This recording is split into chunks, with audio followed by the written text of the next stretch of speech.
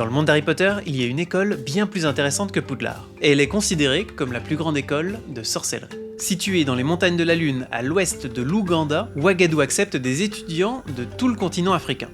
Ces derniers siècles, d'autres écoles plus petites ont bien sûr été créées en Afrique, mais il ne reste aujourd'hui sur le continent que cet immense et magnifique édifice, creusé à même le flanc de la montagne et dissimulé par une brume perpétuelle. Bon, même si l'école accepte des étudiants de tout le continent, il faut bien rappeler que dans beaucoup de communautés de sorciers, l'éducation magique ne se fait pas forcément au sein d'une école. Donc tous les sorciers africains n'étudient pas à Ouagadougou. En tout cas, si on est accepté dans cette école, on ne reçoit pas une lettre envoyée par hibou comme à Poudlard, on est informé lors d'une visite nocturne. Dans son sommeil, l'enfant qui est choisi reçoit la visite d'un messager des rêves. Celui-ci lui donne alors une pierre gravée qui se matérialise dans la main du rêveur à son réveil.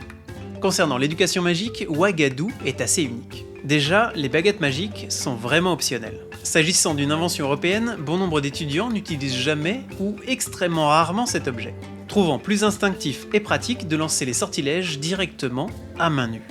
Même si les enseignements de Ouagadougou sont mondialement reconnus, notamment en astrologie et en alchimie, la notoriété de l'école vient avant tout de son expertise en métamorphose qui surpasse de très loin toutes les autres institutions magiques.